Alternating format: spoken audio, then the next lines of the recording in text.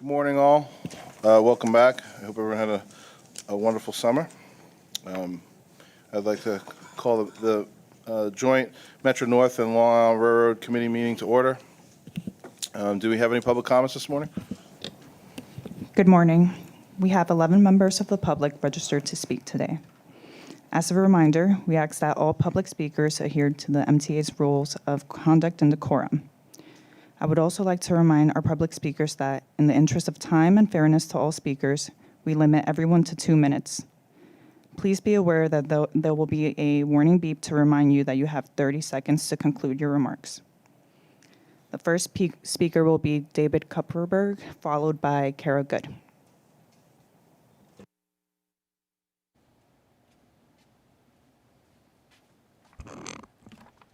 David Kupferberg, Vice President of Bus Advocacy, Passengers United. The derailment that occurred on Long Island Railroad, August 3rd, the third LIRR derailment of the year, the Q2, Q3, Q8, and Q110 were initially cross-honoring LIRR fare media. Bus operators should have been notified from the time the derailment was reported. Unfortunately, that was not the case. Besides, the Q8 operates nowhere near where the derailment occurred. Later, the MTA website stated that they were cross-honoring on, quotes, on several nearby bus routes, unquote, but never stated the bus routes. The limited shuttle service provided during the derailment's aftermath for the Hillside, Hollis, and Queens Village stations stated on the destination signs, subway shuttle. This derailment and the fourth, which occurred on September 7th, showed that the LIRR and Metro North Railroad could and should be managed separately. I hope the MTA has learned from these incidents about the communication of crucial information to passengers and bus operators before something worse happened. Thank you. The next speaker is Kara Good, followed by Murray Bolden. Good morning. I'm Kara Girl, Planning and Advocacy Manager at the Permanent Citizens Advisory Committee to the MTA PCAC. It's officially Climate Week, and what better way to start than with more ridership milestones? We're always thrilled when more people are riding transit around the region and into the city, lowering emissions and easing congestion. That's particularly important on a gridlock alert day like today. But to make sure that riders stick with transit instead of driving, it's important that service adapts in response to their needs. We're glad that some key changes that riders have been calling for were addressed with the Long Island Railroad's September 5th schedule revision, including more direct service to Atlantic Terminal from Long Island in the morning rush hour, swapping some trains originating and terminating at Grand Central to Penn Station, and removing some local stops from peak hour trains. These are issues that have been raised time and time again since the February service overhaul, and we do appreciate that improvements were made when possible. But it's clear that issues still remain, and we continue to hear rider complaints since the September adjustments. Some commuters, particularly on the West Hempstead and Long Beach lines, who used to have direct trains to Atlantic Terminal, now have a transfer, even as other trains now run direct to Brooklyn. Where there was once direct service on the way home, there is now a transfer. The loss of timed connections makes the need to change trains so much worse. Missing your connecting train by even a minute can drastically extend commute time, particularly when headed east. Please reinstate timed connections. We have heard great feedback from riders who use the new Peak City ticket and Far Rockaway ticket. These intra-city fare options are vital to helping people access the commuter rail lines that run through their backyards and the faster trips that come with them. One way to get even more riders to use the railroads would be an intra-city combo ticket so that city riders could travel between the Long Island Railroad and Metro North on one ticket at a lower fare. Stay tuned for more of our fare policy recommendations in the coming weeks. Thank you. The next speaker is Murray Bolden, followed by Aldila Dupree. This presentation is based on what happened in Maui. They were told, pay attention, things are wrong here and fix them, and they didn't. Many people died. And what I learned from that is when something is wrong, present the information, and if it isn't fixed, fire them and get somebody else to do the job, because safety is at issue. I started at the Roaring Brook Crossing in, I don't know what it is. They painted it black. What should be there is don't block the box, the white design that's on the ground, because people going by don't read the little signs. In fact, Kathy, I crossed the railroad in Valhalla yesterday, and there is a "Don't Block the Box" painted right across the tracks. You don't know that. You haven't been paying attention. This is not something I haven't brought to your attention before. Now that I've brought it to the attention, Chair Sammy, it's time you replaced Kathy as the president. She's not doing a safe job. I brought it to her attention that it's in the files over and over again. It's your responsibility for safety.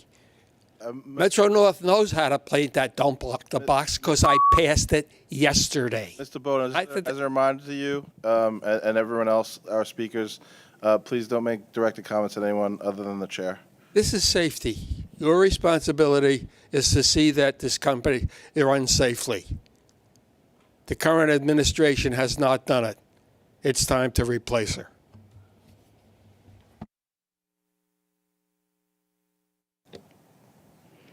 The next speaker is Althea Dupree, followed by Jason Anthony.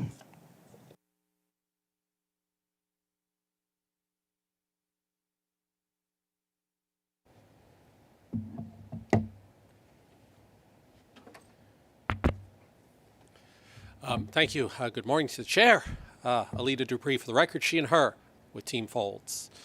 I'm going to talk about railroad. Been doing a lot of railroad. It's good to be here with you. First of all, before I forget, I was on the Flushing station and I took a picture of some what looked like broken coverboard holder. So maybe I'll show it to you. Anyway, overall things are fine. I got to use plenty of Grand Central Terminal. The floors look like they're pretty kept up well. Didn't find any cracks in the floors. Using my city ticket and reduced fare in the eTix app, it's working fine. The seats are fine. They're kept up. I wanted to experience commuter rail going to and from Flushing. It costs a little more than taking the 7, but I like having that in my toolbox, 20 minutes to Manhattan. And I did get to see Grand Central Madison several times and ride trains through it. And I did use the long escalator. And I was in Grand Central Madison one day, and I heard a voice, somebody calling after me. Not going to mention this person's name, but this person welcomed me into Grand Central Madison, somebody who I had never met, who knew me from these meetings. And it was very nice for me to experience a welcome in Grand Central Madison that is reflective of this system that I have used for 53 years. So maybe I'll show you my coverboard photo later. But it's good to be back on the system. And you can never have enough Grand Central Terminal. Thank you. Thank you. The next speaker is Jason Anthony, followed by John Meichno. Good morning, Samuel. Good morning, Neil. Good morning, Kathy. And good morning to the rest of the Joint Commuter Rail. Jason Anthony here like every single month. Let's talk about a little bit of safety. I've been into Penn Station, like every single commuter. One question I have to ask. Where's the MTA PD at the West End Concourse at the 33rd Street underpass on the AC&E train entrances? Because I've been there for the past weeks. They're busy in action. Because as a commuter and native New Yorker that I am, I don't see them. And also, Kathy, as a reminder, Penn Station and Jamaica, they are very important destinations to our tourists. And we have the city ticket off and on peak. We should incentivize them to use the Long Island Railroad. So our task, Shanifa, to make a YouTube video to compare how fast we could get from Midtown Manhattan to JFK Airport using the LIRR and the subway. Because it's very annoying and at the same time inconvenience that I have to guide people that come from out of town to show them what is the quickest way to get from Manhattan to JFK Airport. So that's all I have to say for this month. I'll see you guys at Transit. Thank you. Our next speaker is John Mykno, followed by Matthew Bukais Highland.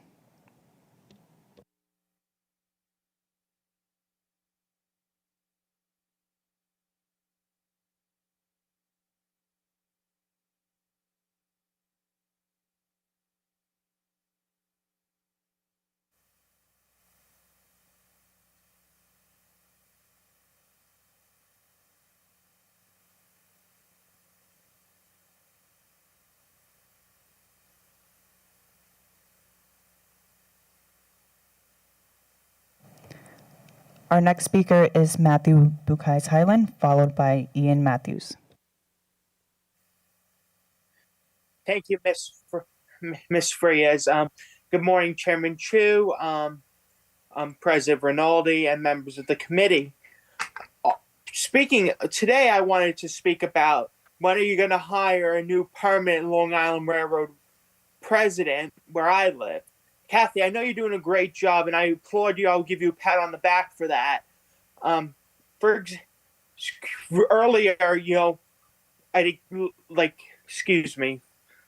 earlier past, I know Assemblywoman Miguel Salages and State Senator Kevin Thomas called for a new permanent Long Island Railroad president, ever since the retirement of Philip Ang.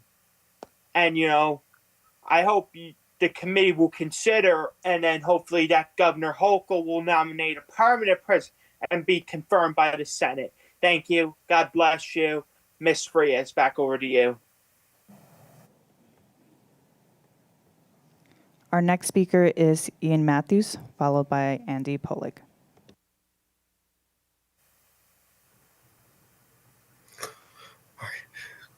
Good morning. My name is Ian Matthews.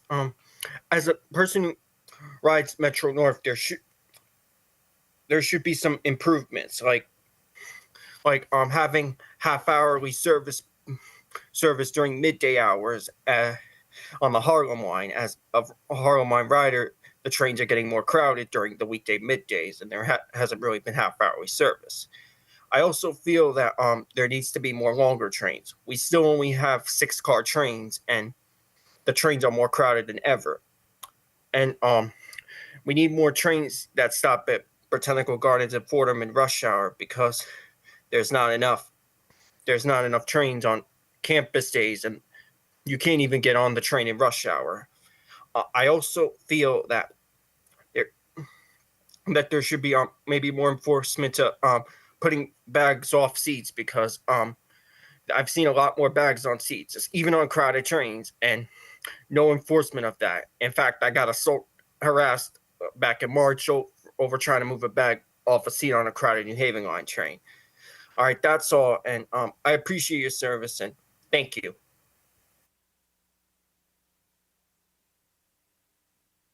Next speaker is Andy Pollack, followed by Michael Ortiz.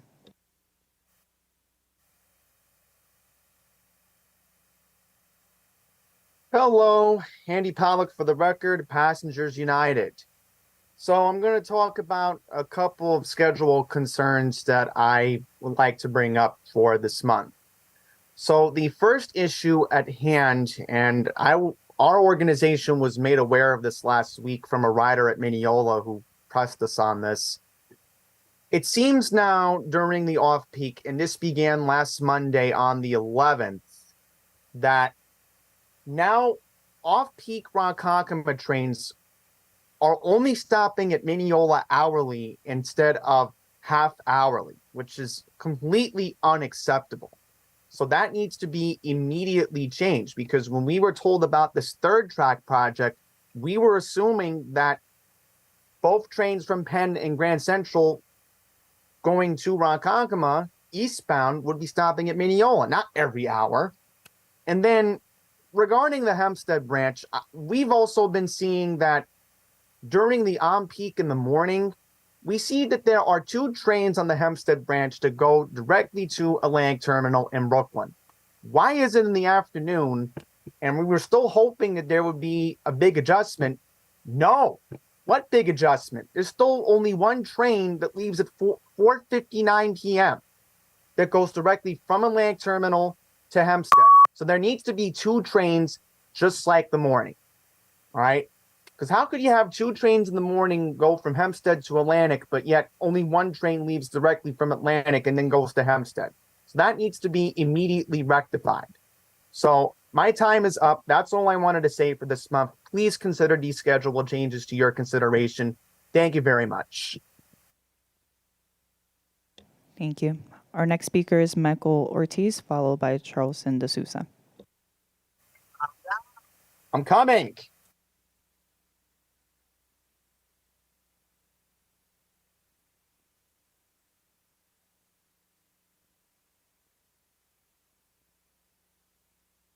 As you may have known, there was a derailment that happened on Queens Village lately, and no rider was aware of this. This was shown to prove that the third track project was not built to its standards, and not to mention the mainline tracks, which is a very big concern. The tracks are extremely wobbly compared to the Babylon branch. The Babylon branch is proven to be very straight with no problems at all. Why can't the main line be like that? So I really hope you consider straightening those tracks, because that's a safety issue. And of course, the people in Mineola now have to wait an hour for a Ronkonkoma train that is severely overcrowded. Because why? Now the trains to Grand Central are skipping Mineola, which is completely unacceptable. Why don't you have trains to Ronkonkoma every half an hour like you're supposed to? Because the trains are overcrowded, and the Ronkonkoma trains should be 12 cars, because the 12-car trains can carry more people. Why are you only having 8-car trains on Ronkonkoma lines while the Babylon branch gets 10 to 12 cars?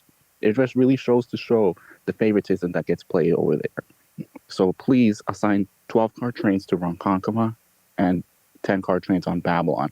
That way you have a ridership balance. Thank you so much for your time. The next speaker is Charleston D'Souza, followed by Christopher Greif.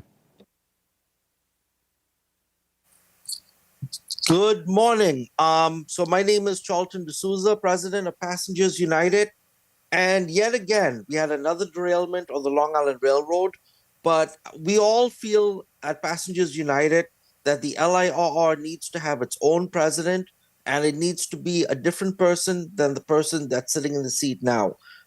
In terms of service, I was at the derailment scene. I was there helping stranded passengers, and I noticed that the display boards were not really giving the information that the passengers needed. And it was just saying train being held. But there were no public address announcements saying there'd been a derailment. It wasn't until I walked up to people, started telling them, look at that work train over there. There's a derailment. And it was a mess over there. And then finally, 2 westbound trains came both together, picked up, but there was no communication. I spoke to a bus dispatcher downstairs who told me that he heard they were trying to get buses on the scene. The way service communication at the Long Island Railroad has been going on, it's ridiculous. I think ever since Philip Eng left, everything has gone downhill. In terms of the communication with us, when Phil Eng was president, we had an open line of communication with the LIRR. Now we don't have that anymore. And it's a sad thing. I don't know what's going on over there. You have like 2 good people there. Annabelle Priya, she's doing a great job. And so is Hector. Hector's doing a good job. But the rest of the staff, I don't know what's going on over there. It's a mess. So there needs to be accountability. There needs to be leadership. And there needs to be a sense of getting passengers where they need to go. Communication is key. When there's a derailment, somebody should be on the public address system making continuous announcements. That's it. Thank you. The next speaker is Christopher Greif, followed by John Michno.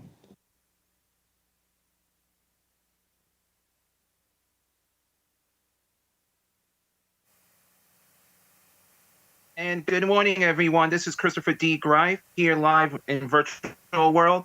First of all, I understand a lot of people's frustration with the derailment, but things cannot be controlled by trying to get buses and trains. But we did get a lot of assistance for accessibility, which some people, I'm going to say, didn't realize that a lot of the people who are disability or seniors were getting help. Want to thank them.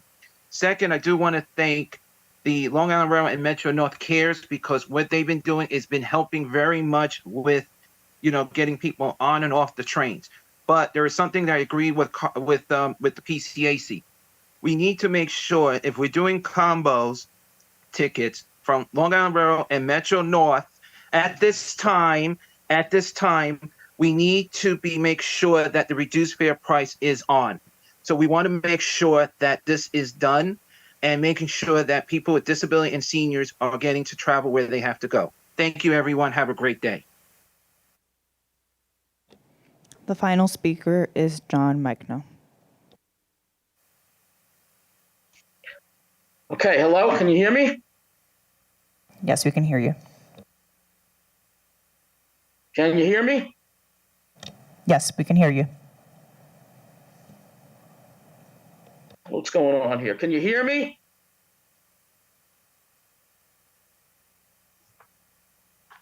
Okay, I'm not getting a countdown clock. Can you hear me? Yes, we can hear you. Okay, I'm on. Okay. I took a break from these meetings knowing how much of a joke they are, but the latest thing you did to us here in Mineola was so inexcusable it had to be addressed. Without notice, you cut 10 trains from the midday schedule at Mineola. That's right, 10 trains between Grand Central and Ronkonkoma skipped the station for no damn reason other than contempt.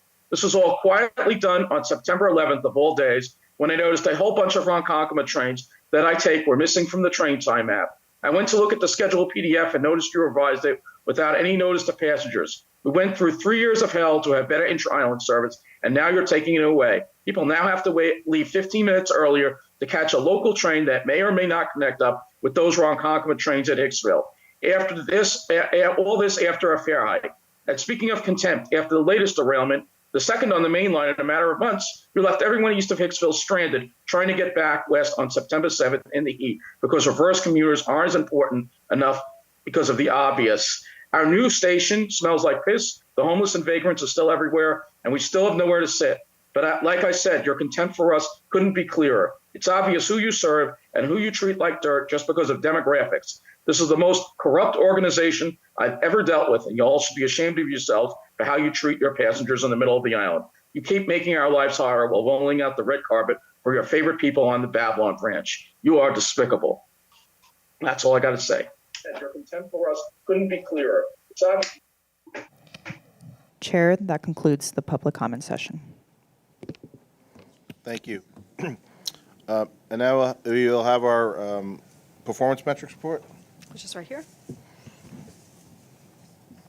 Oops. That's right here. Oh, Yeah. we're going to review any of it? No. Okay.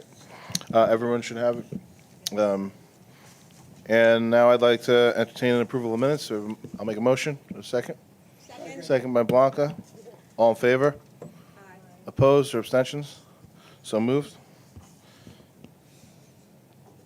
Now I'll ask Kathy to present 223 work plans. Okay, there are no changes to either work plan. And I'll ask President Rinaldi to give her report. Okay, thank you very much, Chairman Chu.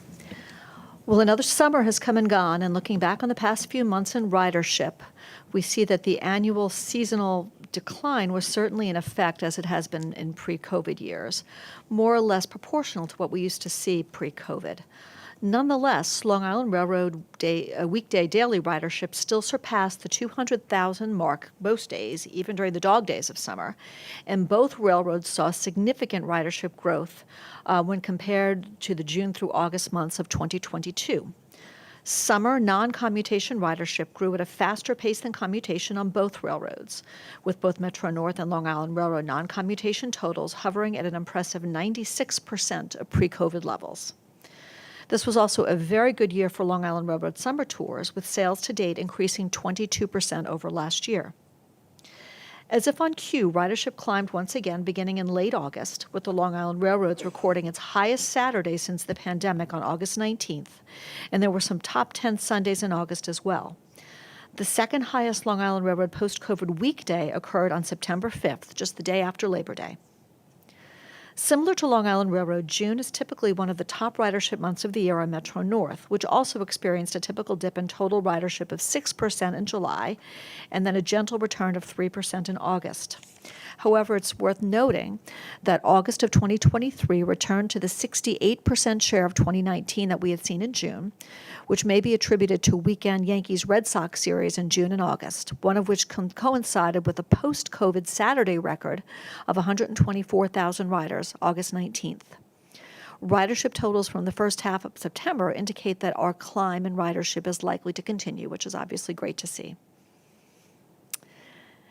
As Novak Djokovic and Coco Gauff brought down the house at National Tennis Center, Long Island Railroad service was a major player off the court, with robust service to Mets Willett Point throughout the U.S. Open. From August 22nd through September 10th, almost 227,000 tickets to and from Mets Willett Point were sold. Mixed in with these totals were 9 Mets homestands, but the majority were tennis fans, and we are very, very pleased with those numbers. Actually, I should have said home games, not homestands. But the majority of those numbers were tennis fans, and this is obviously great to see. One blemish on our splendid summer, however, was, of course, the derailment of a Hempstead-bound passenger train on August 3rd, and the partial derailment of a work train east of Queens Village on September 7th. The latter incident involved wheels on 2 cars of a westbound 16-car work train carrying concrete ties to a site west of Jamaica for scheduled track work. There were no injuries from that incident, and while we were forced to run the PM rush that evening with some delays and canceled combos, full service was restored by the following morning. The cause of that incident remains under investigation. Addressing now the August 3rd derailment just east of Jamaica, this incident similarly remains under investigation, though initial findings indicate the cause to have been a wiring issue in a single switch, which led our control center to incorrectly believe that the switch was in proper alignment when in fact it was not. Long Island Railroad cooperated with the FRA independent review of this incident, and we've since implemented enhanced inspection procedures. We've assessed all 1,045 switches across the entire system and determined that this wiring and switch configuration was unique to this one switch. Thankfully, the 55 customers who were on board escaped severe injury, and all 8 cars of train 722 were re-railed and removed by the following afternoon. Following the re-railing of the cars, Long Island Railroad employees undertook an around-the-clock effort over the weekend to repair 1,600 feet of track damage, 900 feet of third rail damage, and 362 concrete ties replaced in time to provide a normal AM rush on Monday morning, August 7th. I'd like to send out my appreciation yet again for all the employees who responded to this incident and restored the infrastructure that weekend. As safety is our number one priority, we treat every such incident with the utmost seriousness. I have asked our world-class workforce to reaffirm their commitment to safe train service and safe practices within the communities we serve each and every day. Everything we do begins and ends with safety, and it all starts with the running rails themselves, which are scrutinized even beyond what is required federally. We look at every inch of every rail and even inside them to ensure structural and spatial integrity. A little later on today, you're going to hear from Paul Dietland, the Long Island Railroad VP of Maintenance of Way, and Mike Loney, Metro North's Chief Engineer, Maintenance of Way, to discuss the various methods of rail inspection that are utilized by the 2 railroads. As I previewed back in June, as was discussed by some of the public speakers this morning, Long Island released its new timetables on September 5th. This is the latest round of changes reflecting our analysis of ridership data and customer feedback since the beginning of full service to Grand Central Madison back in February.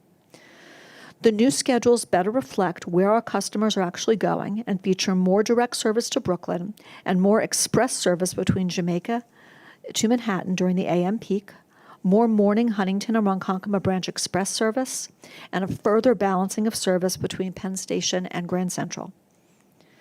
Of course, we are still providing an unprecedented level of overall service, and since we are still settling into the new schedule only 2 weeks out, it's still a little bit too early to conclude its net effectiveness. We are, of course, monitoring that very closely. Among the many other changes, I want to single out the efforts of our expert team of schedulers for bringing the most comprehensive group of scheduling changes to the Oyster Bay branch in a very long time, which we announced on August 22nd at Glen Street Station. These improvements, which were made in collaboration with local elected officials along the branch, are designed to reduce crowding and shorten travel times. We're very pleased with the community feedback and continue to monitor the service on the branch very closely. Turning now to Metro North, the Port Jervis and Pascack Valley lines introduced their fall schedules on September 3rd with minimal adjustments. With Harlem Line track work moving to a location between Pleasantville and Mount Kisco, we made some minimal off-peak schedule adjustments this past weekend. Metro North's popular Leaf Peeper trains will return on October 7th, and we expect to operate them through early November. On October 29th, with Lower Hudson Line track work wrapping up, we'll restore half-hourly weekend inbound service towards Grand Central Terminal in the morning and outbound towards Poughkeepsie in the afternoon. There will also be schedule adjustments on the Connecticut portion of the New Haven line, following discussions with Connecticut over the summer. These proposed adjustments focus on Fridays when ridership is lighter. New York State rail fares increased on Sunday, August 20th, and Connecticut State rail fares are slated to increase on Wednesday, November 1st, with new monthly tickets available for sale on Wednesday, October 25th. The Connecticut Department of Transportation is holding hearings on these proposed service changes and fare increases during the first week of October in New Haven and Hartford, so there may be additional adjustments to the proposed schedules and fares. There is no change in service for New York State stations on the New Haven line. Based on the outcome of the Connecticut public hearings, we'll provide more specific information on the October 29th New Haven line schedule change next month. As the new fares went into effect last month, a couple of very exciting firsts accompanied their introduction. The brand new $7 Peak City ticket and a new Far Rockaway ticket, which brings the benefits of the City Ticket program to Far Rock Station customers, whose typical Long Island Railroad commutes start in Queens, travel through Nassau County before crossing back into Queens again. For that reason, Far Rockaway customers were initially excluded from City Ticket, but thanks to some great work by our IT team in creating the new Far Rockaway ticket, we are proud to say that that is no longer the case. We had a great event out there a couple weeks ago. This fall, on the Babylon branch, we will be installing the steel superstructures for new elevators and canopies at 4 stations: Massapequa Park, Amityville, Copeg, and Lindenhurst, as part of the ADA improvements bundle I mentioned a couple months back. To accommodate this work, we will be single tracking on weekends between Amityville and Babylon and running hourly Babylon local service while skipping the stop at which the weekend work is taking place.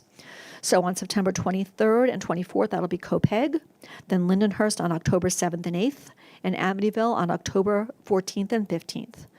We want to thank the affected customers in advance for their patience and are confident that it will be richly rewarded with the new accessibility options at these stations.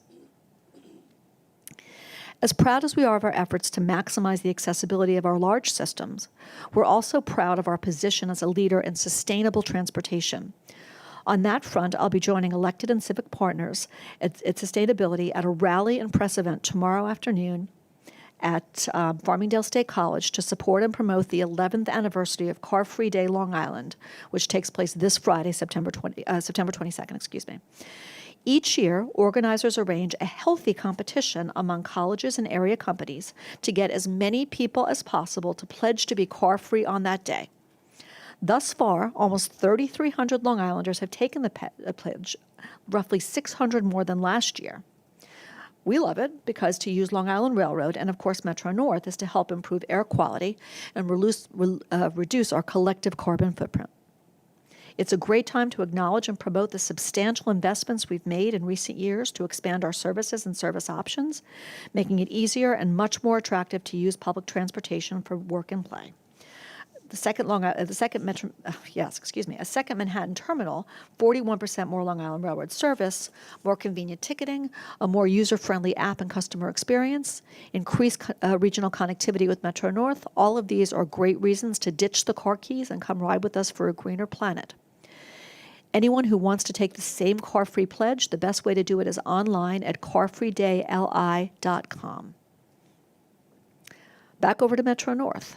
What's better than a beautiful retro-themed locomotive engine wrap? We had train fans up and down the Hudson line about 3 weeks ago looking out for this new wrap. It's the latest way of celebrating Metro North's 40th anniversary. We embarked on a maiden voyage from Croton Harmon Station on August 14th. The second in the series of 5 Metro North Heritage Wraps pays tribute to the yellow, blue, and white motif our predecessor railroad Conrail sported on its FL9 locomotives from 1976 to 1982. You may just spot the vinyl-wrapped engine 201 out and about on the northern Hudson and Harlem lines, as well as the Danbury and Waterbury branches in Connecticut. These heritage wraps hold deep symbolism, showcasing profound appreciation of our roots while paying homage to the predecessor railroads that paved the way. Look for additional heritage train wraps of New York Central, Penn Central, and a unique employee tribute wrap in the coming weeks. It just so happens that this month's meeting occurs at the start of Rail Safety Week across the U.S., Canada, and Mexico, and both Long Island Railroad and Metro North will be doing their part all week long to educate as many people as possible as to how to prevent rail tragedies and make good decisions when they're on or near our systems. You'll be hearing more about this during the safety reports from both railroads. At Long Island, I would like to advise the committee of a major personnel change. We have a new Chief Mechanical Officer, Brad Jenkins. Brad first came to the railroad 11 years ago as a master mechanic, and his leadership and vision led him to increasingly responsible positions within the maintenance of equipment department, most recently general manager of fleet support.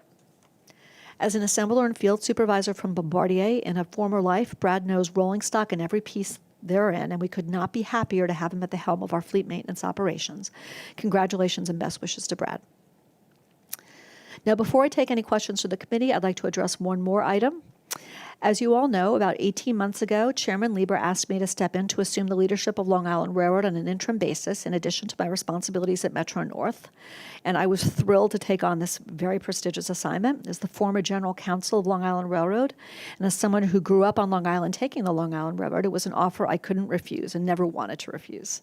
It was a critical time for the Long Island Railroad, with final East Side access readiness efforts in high gear. In collaboration with the project team at C&D, the awesome Long Island Railroad team worked hard to get the project over the finish line and deliver an historic service increase to our customers. A second historic expansion project came online last fall with the completion of the Third Track project. Third Track provided the railroad with much-needed resiliency and flexibility along the main line, unlocking the potential for a reverse commute that had long been sought by the Long Island business community.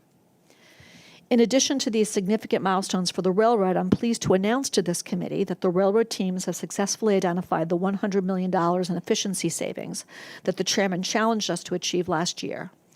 Now, of course, the hard work of delivering on those initiatives begins, but I am confident that the railroad teams will be able to meet our commitments while at the same time continuing to provide the safe and reliable service that our customers expect and deserve.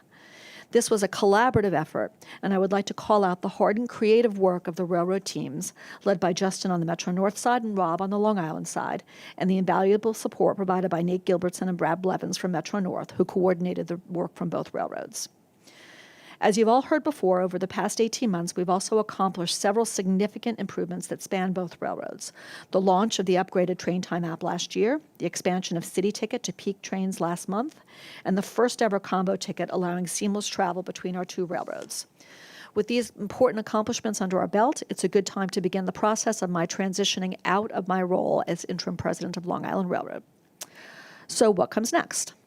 The chairman has asked my good friend Rob Free to assume the position of acting Long Island Railroad president. Rob has served the railroad with extraordinary dedication for many years, starting as a cleaner and working his way up through positions of increasing responsibility in the transportation department, leading to his promotion into the position of senior vice president of operations. Rob has an unsurpassed knowledge of the railroad, its operations, its infrastructure, and its people, and I'm thrilled he will have this opportunity to lead the organization that he has served so faithfully for all these years. In the weeks leading up to our October board meeting, Rob and I will work together to transition responsibilities from me as interim president to Rob as acting president. I will continue as Metro North president, a position that I've held for more than 6 years if you count the months that I served as acting president before assuming the presidency on a permanent basis. As you've all noticed by now, Metro North has not missed a beat since I assumed the role as interim Long Island Railroad president, providing incredibly reliable service and picking up several awards from APTA. I'd like to thank Justin Bonashek for his excellent work to keep the railroad moving, improving, and innovating over the past 18 months. I'd also like to call out the great work of Yvonne Hill-Donald, who supported me at both Metro North and Long Island at this critical time, including her invaluable contributions to the overall Long Island Railroad readiness effort. While we are on the topic of innovating and improving, that will not stop once I move back over to Metro North full-time. Recognizing the value of having a view of our operations across the railroads, Jana has asked that in addition to running Metro North, I continue to provide strategic advice on cross-railroad matters. There are so many commonalities between the railroads and opportunities for the sharing of best practices and procedures. I'm excited to assume this new role and build on what we've already achieved. I look forward to working with Rob in his new capacity, as well as this committee. Again, I'd like to thank Jana for this opportunity, thank the governor for this opportunity, and now I will take any questions that y'all might have. Before I take any questions or comments, I just want to say a few words. Kathy, as you said 18 months ago, you stepped into the role of interim president just ahead of really the largest transit infrastructure expansion of our generation. It was a tall ask. Not only that, you continue to oversee the railroad through our recovery and our continued adaptation to a post-COVID world. There was no better person to do that. It's easy to cast stones from far away, but anyone who has worked up with you up close, it would be impossible to say anything but point to your professionalism, your care, your diligence, your complete unrest until every matter is addressed and considered. We owe you a great big thank you. You remained on the field this entire season for the MTA and for the Long Island Railroad of challenges and transition, unlike Aaron Rodgers. So we thank you. Made a lot longer than 4 snaps. And, I'm a strong believer that the title does not make the person makes the title. And you have certainly done as well as any other in doing right by the title of President of Long Island Railroad. And we thank you. You've given up a lot. I don't think people realize the sacrifices that you made in taking on this new role, especially during this time of hardship. And I am extremely encouraged to know that you will be staying on to help advise in the efficiency measures. Certainly, Long Island Railroad should have its own president. That was always the plan, to return to that. But we had extraordinary circumstances that necessitated someone with your knowledge and your capacity coming into this role. But that doesn't mean we can return to how things were. We can never return to how things were. And as we transition forward, those efficiency measures that we've promised and the benefits that have come, that have already begun and started with your understanding, your ability to see both railroads in unison, need to be continued. As for Rob Free, I've come to know Rob Free very closely as well, and he is also tireless and always answers the questions, never stops thinking about this railroad. So I am very encouraged by Rob, you having the opportunity to step in this role, and I also know you have a strong stomach because you, like I am, also a Jets fan. You have both helped leave this railroad better than when you found it. We still have a lot of challenges, and we will all continue to work together. Kathy, thank you. We just have to figure out when we take you we'll take you for celebratory drink at the Blarney Stone or wherever place of your choosing. Maybe fancier, but your choice. So thank you, Kathy. We're in debt to you and glad to have you, and we'll still see you. You'll still be here. With that, I will open it up to any comments. Blanca, and then Mr. Mack. Thank you, Co-Chair Chu. I echo your remarks. Kathy, I want to thank you. I would be lying if I didn't say it, this is bittersweet, just because I think you're doing a great job in handling both Metro North and Long Island Rail. This is a 24/7 position, and you have transitioned into this position so smoothly and effortlessly. And you've been accessible. You've answered all of our concerns or questions we've had, and you have a great team that has supported you as well. In terms of cost efficiencies, I'm a little disappointed about that because considering that you're doing such a great job, we are now adding a new position, which may impact our finances, but it is what it is. And I thought that would be part of the amount of money identified that would go towards cost savings. But in any case, it is bittersweet. I've said why it's bitter, and now it's sweet because you continue to be our Metro North leader, and I really appreciate that, and I really enjoy working with you. Similarly, Rob, congratulations, and I think this is a great opportunity, and I look forward to working with you much more. So thank you. Board Member Mack.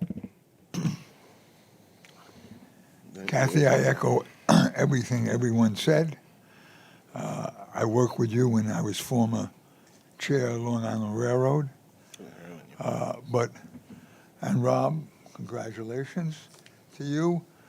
Our chairman should have looked into this way ahead of time. I appraised him of the problem 6 months ago, that we needed a head so that we can talk to and have communication.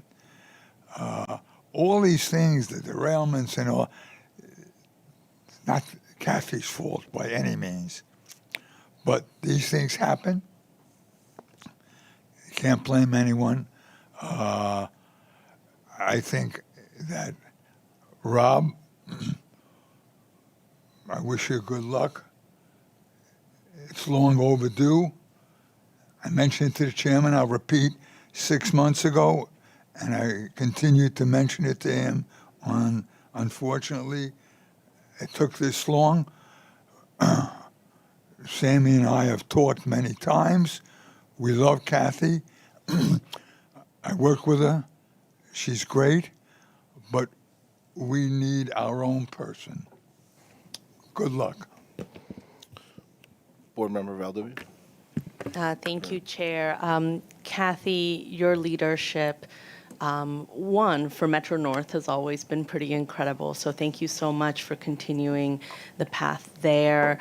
The way you stepped into the role as interim president of Long Island Railroad has been very impressive. To run two of, I think, some of the biggest commuter railroads in the United States and North America, it says so much to you, your dedication. And I know, obviously, the sacrifices your families had to make. But I think it also really is a symbol of the kind of teams that you've put together, both at Metro North and Long Island Railroad. And so I want to thank you for really stepping up and really managing these railroads in a time of great transition and great big change. And I want to thank Rob for willing to take on the task. Congratulations definitely are in order. But there's also much to do. But I was really appreciative of how both Kathy and Rob were so diligent and on top of my concerns regarding the Brooklyn Shuttle, Grand Central Madison, and all of the evolution there. But Kathy, I think the MTA is very lucky to have you, and the region is very lucky to have you. Thank you so much. Board Member Zuckerman. Thank you, sir. Kathy, nothing terribly new to add, but I'd feel remiss if I didn't say thank you. You've been probably the most experienced person in the management team here, whether you've worked at the Center, Long Island Railroad, or Metro North. So you were the perfect person for this role. And I thank you for your diligence, as Sammy said brilliantly and correctly. Rolling out Grand Central Madison was, I think, not been acknowledged as such an incredibly Leviathan-like task. It's extraordinary what you did, and with flawless execution. I want to pick up something, though, that Blanca said, which is very important to me. And Rob, please, I think what I learned, I'll give a business comment. What I learned when you put a leader into a group, leaders want subordinates, subordinates want roles, and people build armies. And so I think what we've been able to do is demonstrate, whether with safety statistics that should be similar to even reporting information that has no reason to be different, I think we have to keep looking for those scale efficiencies, because it's the same business. It may be geographically different, but we are making the same business. You know, McDonald's east of the Mississippi and McDonald's west of the Mississippi is McDonald's. And so we are one product we're delivering to one region. As Tom Prendergast used to say all the time, it's one system. So I ask you both to work closely together to make sure that we do not create separateness for the sake of separateness. There is no value in that. I think I understand why there's been a desire for a singular LIRR leader, and I get that, and I respect that decision and that choice. But please, let's make sure we are not doing things differently just to do it, because there is literally no value. In fact, there's lots of destruction that can come from that. And we've seen that before, and we don't need to see that again. So thank you, Rob. Best of luck. Kathy, again, thank you for all you do. Board Member Gluckson? Yeah, I'm very happy to second our comments over here on this side of the room. And what I like about your choice of Rob is that it mirrors my his starting at the Long Island Railroad where he did, and I started my career as a conductor over 50 years ago. And so I like to see people moving up from the inside. Thank you. Any other comments? Yes. Right.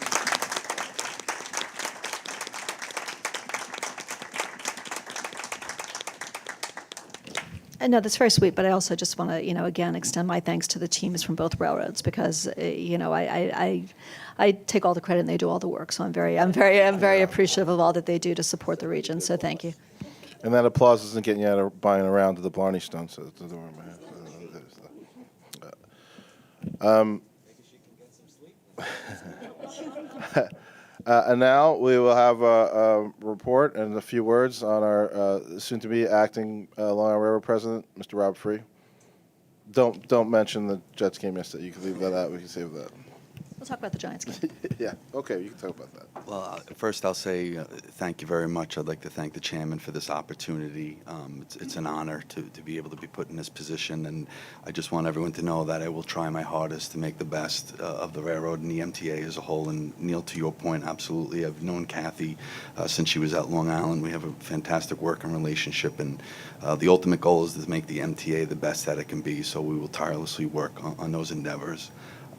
Secondly, I'd like to thank Kathy, as everyone else has. She's really been a rock for the Long Island Railroad. She's amazing. She's smart. She's tireless, as what's been said, and she's actually one of the most eloquent speakers that I've ever met, and just a good person all around. So, Kathy, on behalf of the Long Island Railroad, thank you, and I think for the MTA, I speak as well. Thank you very much for your efforts.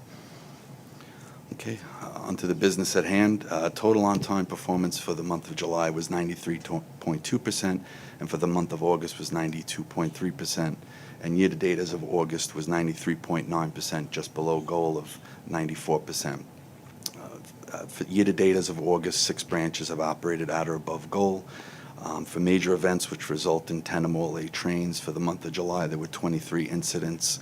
The most significant category were associated with trespasses, and the most impactful incident was a pedestrian being struck by a train in the vicinity of Hillside during the AM Commission hour. We also unfortunately had a trespasser on the tracks in the vicinity of Jamaica during the AM Commission hour. We had a pedestrian struck by a train in the vicinity of New Hyde Park.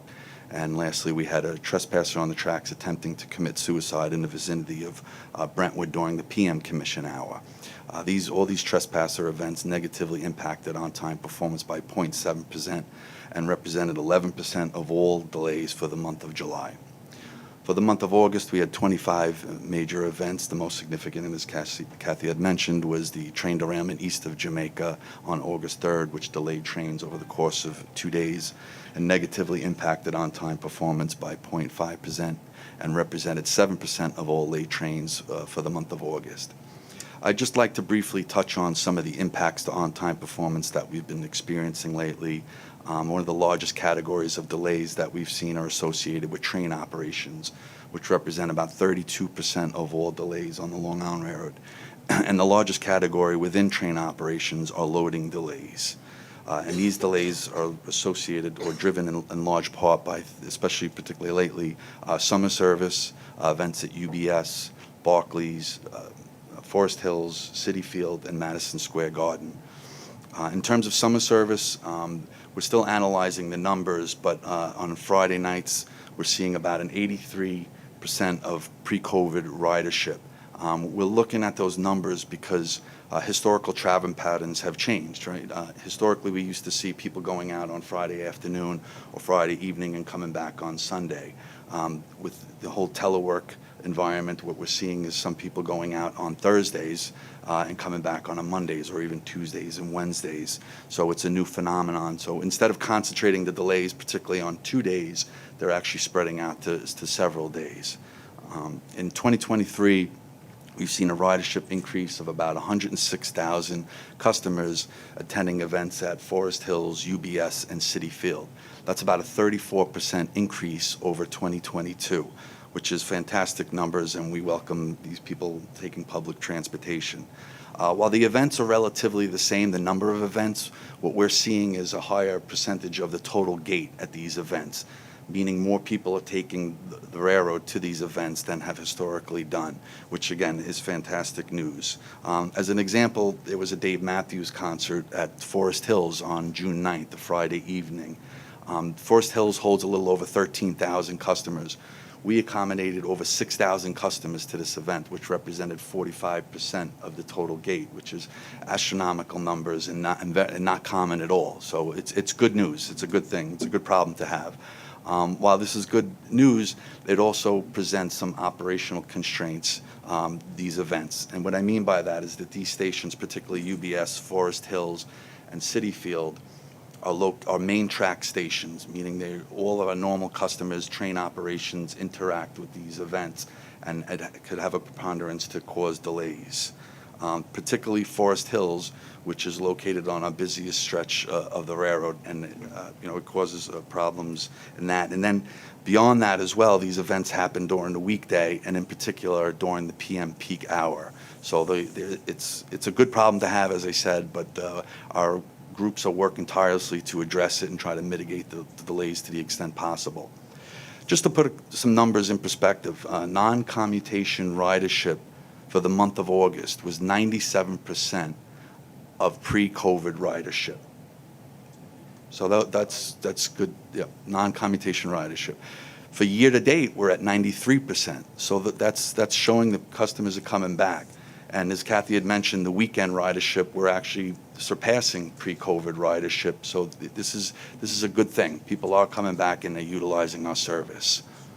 The next category I just want to touch on briefly is infrastructure maintenance delays, which represents about 16% of our total delays. And within that, 21% are associated with switch failures. And I don't want to bore you with all the details, but our engineering group has identified one location in particular, Harold Interlocking, which happens to be the busiest interlocking in North America.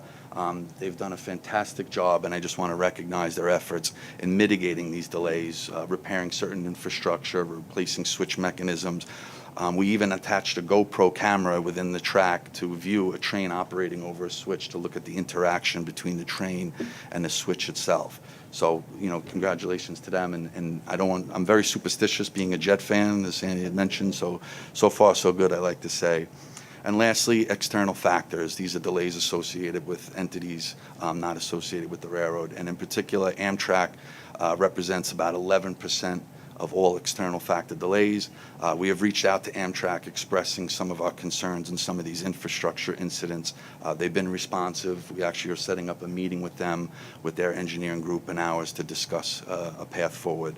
And bridge strikes has been a bit of a problem. As you know, a bridge strike is when an oversized vehicle attempts to operate underneath one of our undergrade bridges, and in some cases necessitates either a shutdown or a speed restriction over it. We've identified a bridge in the vicinity of Forest Hills where we attached a camera and we can view vehicular traffic operating underneath the bridge. So in the event that there is a report of a bridge strike, we can determine A, if it's even been struck, or to what extent. Maybe it was just a ladder and we don't have to put the speed restriction and delay our customers on there. So, and in terms of on-time performance, these numbers are pretty staggering, but when compared to last year, we have operated 48,000 more trains at this point than we did last year. And when we look at 2019, we've operated 33,000 more trains in 2019.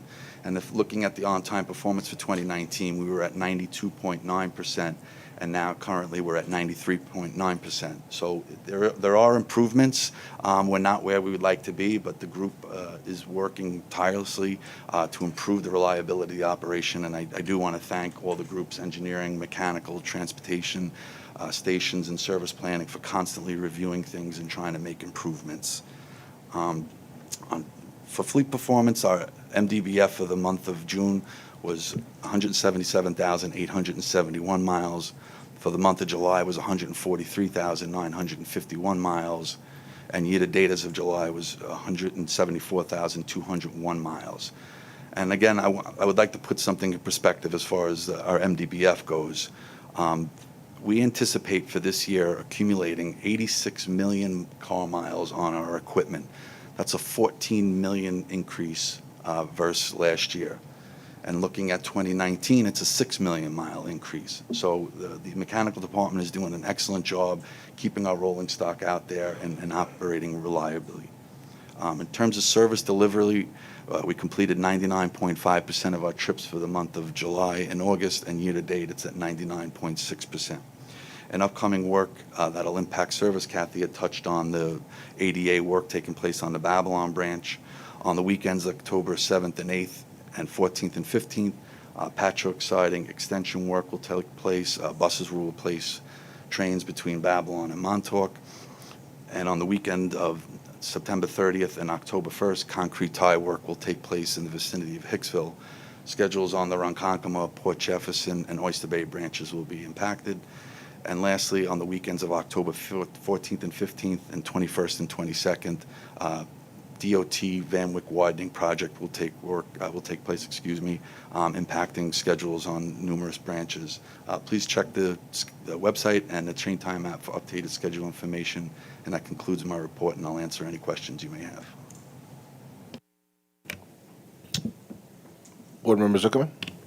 Thank you. Rob, nice job out of the gate. Well done. Where do I find in our materials ridership that is for Grand Central Madison? I'm combing through it. I can't really figure out where I find how we're doing on it. And that's not a critical question. That's a oversight, just checking how it's doing question. So if I've missed it, tell me. If it's not in there, I think probably be valuable for us to track it a little. I'm sure you're tracking it. I'm confident you are, but I think as a board, it'd be just good to know how we're doing on our $12 billion investment. Well, I don't think we report out on it specifically, but I will say, especially that's my point. I read the book I read it. I flipped through the book and I couldn't find it. So ergo, I'm asking you. Well, I'll try to give you a brief update on it. What we're seeing, especially after Labor Day, an increase in ridership overall, right? But something very encouraging that we're seeing the splits are shifting towards Grand Central Madison. More people are using the terminal. We've seen a 63-37 split, 63% to Penn, 37 to Grand Central. I think it was like 3 or 4 days last week. So ridership overall, as I said, is increasing. For the AM peak, we're seeing the numbers probably averaging around 22,000 utilizing in the morning rush hour for using Grand Central Madison. So it's promising. I think people are seeing the ease of service and how reliable it is and everything else, and how it'll shorten their trip times as originally communicated. So it's and look, the spirit of my question is not like, oh, we should be doing more. I mean, it's going to take years for people to change their commuting behavior. I mean, if your job is one place, and it's going to take changing your job, for example. Like this takes a long time to work it through. But I think it will be useful for us to continue to track it, and whether it's on a monthly basis or pick your own periodicity. But I'd like to talk about that on an occasional basis. And 37% isn't very far off from the original projections from the Thank you, Rob. Welcome. Get some rest now. You got like a month or so.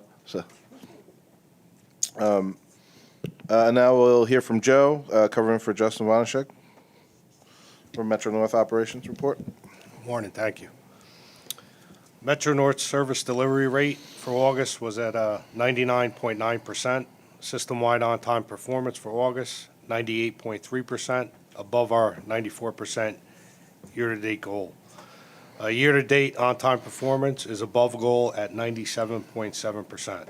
We had two major incidents that negatively affected August OTP, one being a trespasser strike at Woodlawn, which delayed trains coming into and out of Grand Central Terminal. Total of 26 trains were impacted. And then on August 23rd, we had a dog on a track that halted trains on the Harlem line. 11 trains were delayed.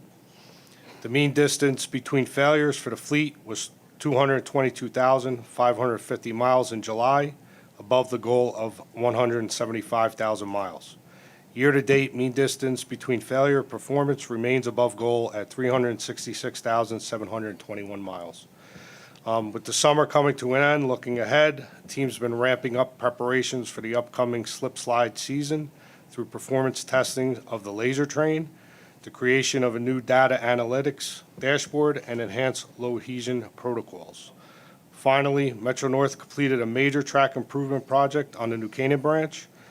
Train service resumed on September 2nd after months of hard work during the summer heat waves, and upon its completion, eliminated a significant speed restriction that impacted New Haven Line customers. That's it for this report. Joe, I'd be a disappointment to dads everywhere if I didn't ask who let the dog out. I guess you don't know. Look into that. No comment. Wow. Any meaningful questions for Joe? Thank you, Joe. And now for our Long Island Railroad Safety Report for Christopher Goff, filling in for Lori Housen. Good morning, Chair. Good morning, everyone. LIRR Safety Report, including our safety performance indicators, can be found on page 18 of our performance metric book. The reportable customer injury rate decreased from 2.46 to 2.27 per 1 million customers in the current 12-month reporting period, which spans August 22nd through July 2023. That was August 2022 through July 2023. Our reportable lost time employee injury rate increased from 4.06 to 4.60 per 200,000 working hours when compared to the prior 12 months period. We have some outreach initiatives we'd like to discuss. As President Rinaldi mentioned in our report, this week is Rail Safety Week, and we have a unifying theme of Stop Track Tragedies. So Rail Safety Week is a period led by the Operational Lifesaver Incorporated here in the U.S. to concentrate efforts in educating and empowering public to make safe decisions around trains and tracks. With that, members of our LIRR corporate safety team, along with MTA Police Department, will be supporting this initiative by hosting the Operational Lifesaver events at several stations this week, specifically Ronkonkoma today, that was held earlier, Farmingdale, Deer Park, Syosset, and Stony Brook Station. Another important initiative we're going to be supporting is suicide awareness. It is Suicide Awareness Month. So in observation of this month, we will be partnering with the Response Crisis Center at Stony Brook Station this Friday. And in addition, we've also partnered with the American Foundation of Suicide Prevention on their community walks. We will be doing our walk October 22nd. We weren't able to do it this month due to scheduling conflict, but we will be supporting that on October 22nd at 10 a.m., rain or sunshine, and it'll be at Jones Beach, Field 5 in Wantagh, and our colors will be blue. Happy to take any questions. Any questions? Thank you, Christopher. And now for our Metro North Safety Report from Shelley Prettyman. Good morning. So Metro North Safety Report can be found on page 28 of the Performance Metrics books. And first, to summarize where Metro North stands with customer employee injury rates, as my colleague Crisco mentioned, this compares the rates for the current 12 months ending July 2023 to the rates for the prior 12 months ending July 2022. The reportable customer injury rate increased from 2.05 to 2.19 per 1 million customers, and the reportable employee lost time injury rate decreased from 2.13 to 2.09 per 200,000 working hours compared to the prior 12 months. But as you've been hearing, this is Rail Safety Week across the U.S., Canada, and Mexico, and this is Metro North's 6th year of participation. So I want to tell you about a few of the things that we're doing over the course of the week. We're holding customer outreach at stations, grade crossings, and community events with a different focus each day of the week to promote safe behaviors around railroad tracks. To name just a few events, station outreach events are being held at 12 stations across the territory starting today. Grade crossing outreach will be conducted at Hudson Avenue in Peekskill, J Street in Katona, and Danbury Station.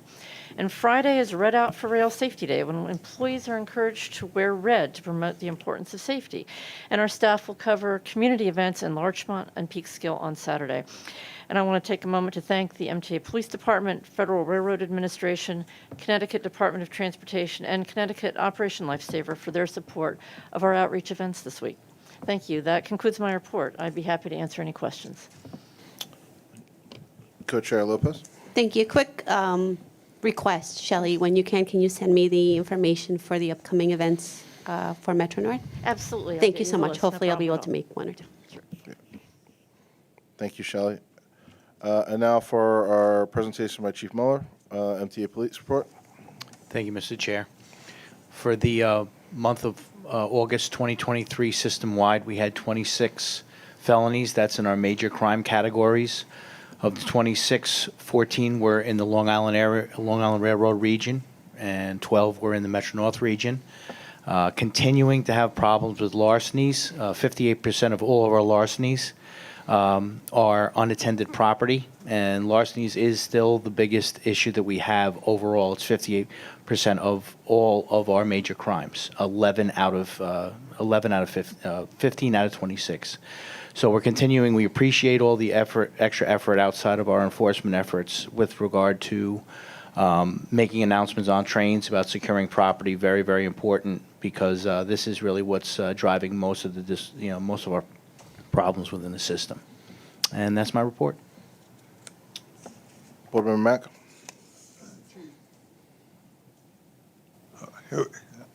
Am I on? Yeah. Yeah, you're on. I have to, again, compliment you. I'm in Nassau County, and I mix with all of the police officials. Your attentiveness and your camaraderie, getting along with the local departments, which are so important to us. I compliment you. Keep it up. Very important. Nassau, Suffolk Police, the village, the town, that's our heart and soul. And I thank you on behalf of them. Thank you, sir. Thank you, Chief. Next on the agenda is we're going to have a special presentation on Long Island Railroad and Metro North Rail inspection programs. In the interest of time, because we're running on, we're headed into over a half hour over for this meeting. I'm going to table that until next month. It's an important topic. We've covered quite a few questions on it already. Sorry, but we'll definitely return to it next month. And now for agency information items. Kathy? Sure. So doing the Long Island Railroad information items first, there's some overlap between the two railroads.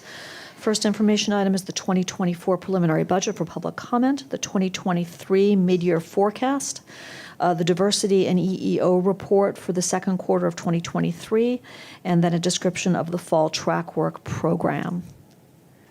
We're happy to answer any questions on any of these information items. Okay.